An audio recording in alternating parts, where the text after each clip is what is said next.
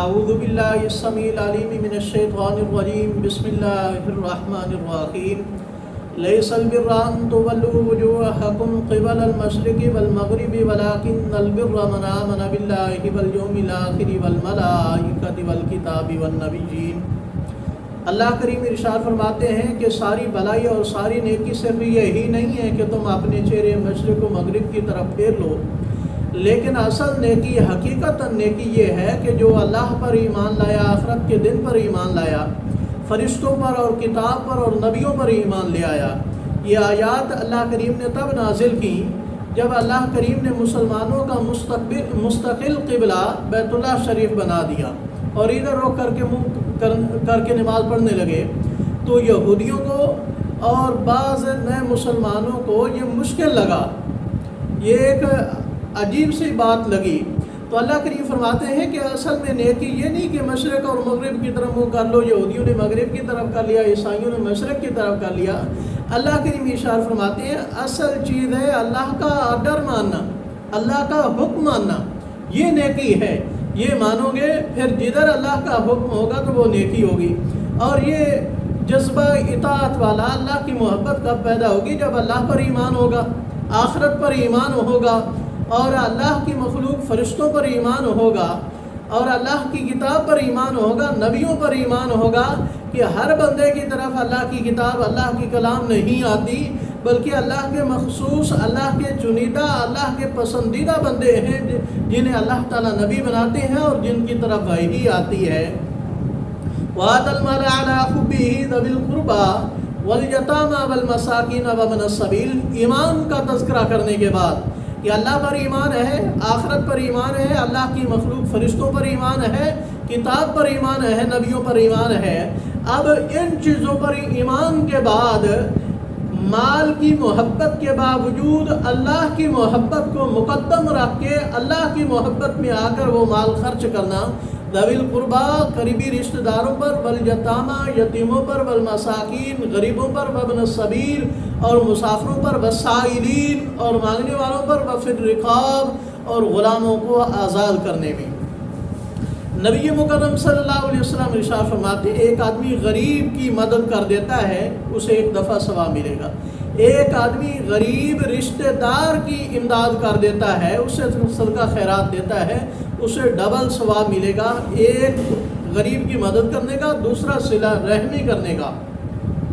والیتاما اور فرمایا یتیموں کی مدد کرتے ہیں، وہ یتیم جن کے والد فوت ہو گئے ہیں اور کوئی روزگار کا ذریعہ نہیں، کما بھی نہیں سکتے، تو ان کی مدد کرنا یہ معاشرے پر کیا ہے؟ لازم ہے۔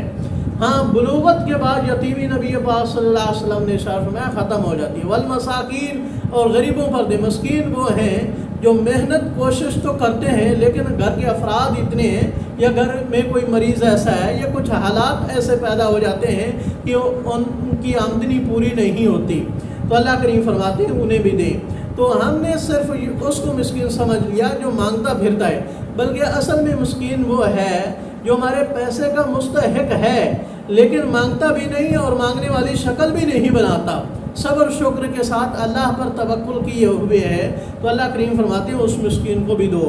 وابن السبیل وہ مسافر جو حالت سفر میں دیار غیر میں اس کے پاس زاد راہ ختم ہو گیا، تو وہاں کے رہنے والوں پر لازم ہے کہ اس کی اتنی امداد کی جائے کہ وہ آسانی سے سفر کر کے اپنا کھانا پینے کے اخراجات اٹھا کر کے اپنے وطن میں پہنچ جائے۔ اور وابن السبیل سے مراد حضرت ابن عباس رضی اللہ تعالیٰ عنہ کہتے ہیں اس سے مراد مہمان بھی ہے، اس کی خدمت کرنا، اور اس سے مراد وہ دیندار لوگ ہیں جنہوں نے اپنے آپ کو دین کے لیے وقف کر دیا ہے، ان کی ضروریات پیدا کرنا بھی معاشرے کی ذمہ داری ہے۔ والسائلین اور کچھ ایسے غریب ہیں جو صبر نہیں کر سکتے، مانگتے ہیں، اللہ کریم فرماتے ہیں انہیں بھی دو، جو مانگنے والے ہیں انہیں بھی دو۔ وفی الرقاب وہ غلام جنہیں ان کے مالک نے کہا تھا کہ ہمیں اتنی رقم دو تو تم آزاد ہو، اب ان کے پاس رقم نہیں ہے، تو اللہ کریم نے مسلمانوں کو ترغیب دی کہ ان کی امداد کرو تاکہ وہ رقم مالک کی ادا کر کے آزاد ہو سکیں۔ تو اللہ کریم نے فرمایا کہ یہ ایمان کے بعد یہ نیکیاں ہیں کہ مال کے ساتھ محبت ہونے کے باوجود اللہ کی محبت غالب آئی اور اللہ کی راہ میں یہ خرچ کرتے ہیں۔ اور نبی پاک صلی اللہ علیہ وسلم ارشاد فرماتے ہیں بہترین صدقہ یہ ہے کہ بندے کو مال سے محبت بھی ہو اور زیادہ کی حرص بھی ہو اور فقیری کا اندیشہ بھی ہو، اس کے باوجود وہ خرچ کرتا ہے، اللہ کی راہ میں دوسروں کا خیال رکھتا ہے، تو یہ بہترین صدقہ ہے۔ آج کل آپ سوشل میڈیا پر دیکھتے ہوں گے لوگ کہتے ہیں 1000 مسجد بنانے سے پہلے غریب کی مدد کرنا بہتر ہے، مدرسہ کی مدد کرنے سے بہتر ہے غریب کی مدد کرنا۔ تو بھائیو، مہنگے موبائل لینے سے بہتر ہے غریب کی مدد کرو۔ چھوٹے موبائل سے گزارا ہو سکتا ہے، مسجد کے بغیر گزارا نہیں ہو سکتا، مدارس کے بغیر گزارا نہیں ہو سکتا۔ مہنگی گاڑی لینے سے پہلے پڑوسی کو دیکھو کہ کتنے بھوکے ہیں، اور مہنگے سوٹ لینے کے سے پہلے غریبوں کو، یتیموں کو، بے سہاراؤں کو اور بیواؤں کو دیکھو، اور مہنگے مہنگے ہوٹلوں میں ہوٹلنگ کرنے سے پہلے دیکھو کہ ہمارا نوکر جو ہماری ہر وقت خدمت کرتا ہے اس پر ہم ظلم تو نہیں کر رہے، اس کی ہماری دی ہوئی تنخواہ سے اس کی ضروریات زندگی پوری ہو رہی ہیں۔ تو مہنگے مہنگے عیاشیاں اور سیر و تفریح کرنے سے پہلے اپنے معاشرے کو دیکھیں، اپنے پڑوسیوں کو دیکھیں، اپنے غریب رشتہ داروں کو دیکھیں، بیواؤں کو دیکھیں، بے سہاراؤں کو دیکھیں۔ تو نبی پاک صلی اللہ علیہ وسلم نے ارشاد فرمایا بہترین صدقہ یہ ہے کہ بندہ اپنی صحت کے اندر صدقہ کرے۔ جب موت آ جاتی ہے تو بندے کو پتا ہے یہ میرا مال نہیں ہے، پھر تو وہ مجبوری کی حالت میں کہتا ہے اتنا فلاں کو دے دینا، اتنا فلاں کو دے دینا۔ وَأَقَامَ الصَّلَاةَ وَآتَى الزَّكَاةَ کا اللہ کریم فرماتے ہیں نماز کا قائم کرنا، نماز کو وقت میں ادا کرنا، خشوع و خضوع کے ساتھ ادا کرنا، آرام سے پڑھنا، توجہ سے پڑھنا، اللہ کی محبت میں پڑھنا، وَآتَى الزَّكَاةَ اور زکوٰۃ دینا۔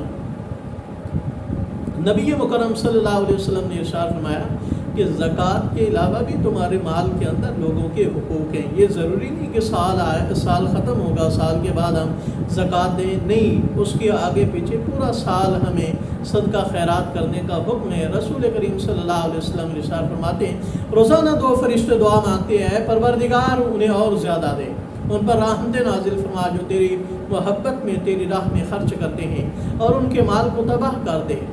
اور انہیں بھی تباہ کر دے جو بخل کرتے ہیں، مال خرچ نہیں کرتے۔ تو اللہ کریم نے یہاں یہودیوں کا تذکرہ کیا کہ وہ غریبوں پر کیا خرچ کریں گے، وہ تو خود بخیل ہیں، سود خور ہیں، اور جو سود خور ہوگا وہ دوسروں پر خرچ نہیں کرتا۔ تو اللہ کریم نے فرمایا مشرق و مغرب کی طرف منہ کرنا یہ نیکی نہیں، بلکہ اللہ کی مخلوق کے اوپر خرچ کرنا یہ نیکیاں ہیں۔ وَالْمُوفُونَ بِعَهْدِهِمْ إِذَا عَاهَدُوا، اللہ کریم آگے فرماتے ہیں کہ وہ اپنے عہد کو پورا کرتے ہیں، اپنے وعدوں کو پورا کرتے ہیں۔ جب وہ وعدہ کرتے ہیں تو وعدہ کرنا یہ بہت بڑی اہم ذمہ داری ہے۔ رسول کریم صلی اللہ علیہ وسلم نے انتہائی نازک حالات کے اندر بھی وعدہ وفا کیا ہے، وعدہ کی خلاف ورزی نہیں کی۔ آپ ذرا تصور کریں کہ میدان بدر کے اندر نبی پاک صلی اللہ علیہ وسلم کو ایک ایک بندے، ایک ایک تلوار، ایک ایک جوتے، ایک ایک کپڑے، پانی کے گھونٹ تک کی ضرورت تھی۔ تو حضرت حذیفہ رضی اللہ تعالیٰ عنہ اور ابو فصیل رضی اللہ تعالیٰ عنہ آئے اور نبی پاک صلی اللہ علیہ وسلم کو ملے، کہتے ہیں یا رسول اللہ راستے میں ہمیں قریش مکہ نے پکڑ لیا تھا اور انہوں نے ہمیں شرط پر چھوڑا ہے کہ تم نبی کے پاس تو جا سکتے ہو لیکن بدر کی لڑائی میں شریک نہیں ہو سکتے، لیکن اس کے باوجود ہم آ گئے۔ اتنے نازک حالات کے ہوتے ہوئے کہ ہر چیز کی ضرورت ہے نبی پاک صلی اللہ علیہ وسلم کو، آپ نے فرمایا تم یہاں سے چلے جاؤ، بدر کی لڑائی میں شریک نہ ہو، وہ اپنا وعدہ پورا کرو۔ یہ تھے وعدہ وفا کرنا، اور اللہ تعالیٰ کی طرف سے بھی حکم ہے، اور خصوصی طور پر ذکر کیا ہے، مومنوں کی صفت ذکر کی ہے کہ وہ وعدہ وفا کرتے ہیں، وعدہ کی خلاف ورزی نہیں کرتے۔ نبی پاک صلی اللہ علیہ وسلم نے جب عمرہ کیا، قضا عمرہ کیا تھا، صلح حدیبیہ کے بعد یہ شرط انہوں نے رکھی تھی کہ 3 دن کے لیے ہم مکہ خالی کر دیتے ہیں، آپ عمرہ کر کے واپس چلے جائیں گے۔ اب 3 دن کے لیے مشرکین مکہ نے اب مکہ چھوڑ دیا تھا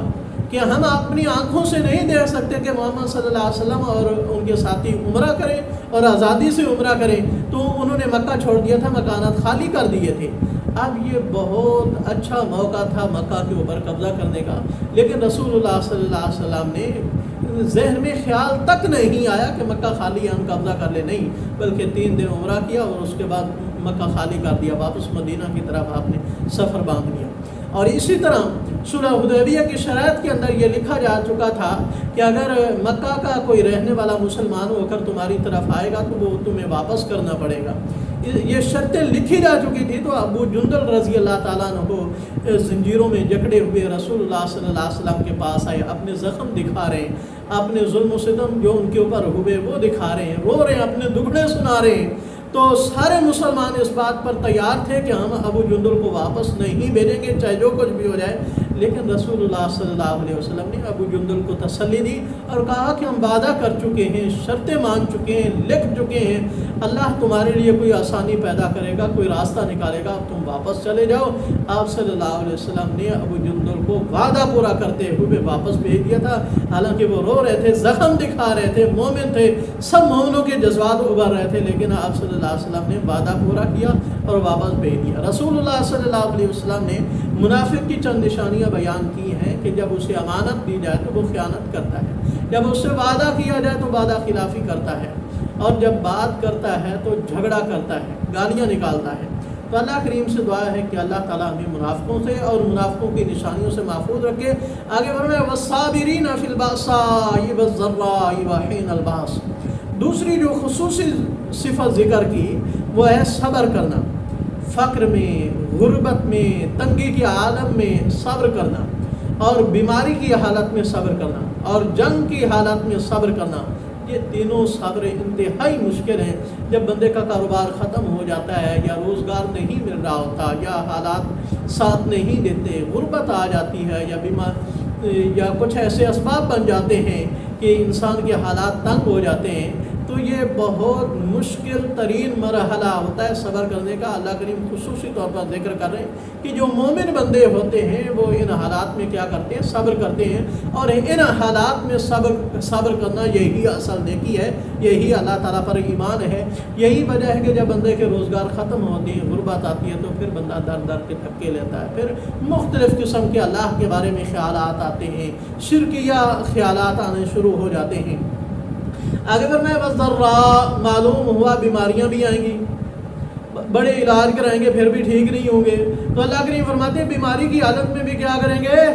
صبر کریں گے۔ وحین الباس، اور جنگ کی صورت میں بھی کیا کریں گے؟ صبر کریں گے۔ جیسے کیسے حالات ہیں، مومنوں کا ساتھ مومن نہیں چھوڑیں گے، بلکہ مومنوں کے ساتھ رہیں گے۔ آخر میں اللہ کریم فرماتے ہیں اولئک الذین صدقوا، یہی وہ لوگ ہیں جو ایمان میں، نیکی میں، ہر کام میں کیا ہیں؟ سچے ہیں۔ واولئک هم المتقون، اور یہی متقی لوگ ہیں، پرہیزگار لوگ ہیں، اللہ سے ڈرنے والے ہیں۔ اللہ کریم سے دعا ہے کہ اللہ تعالی ہمیں بھی ان میں شامل فرمائے۔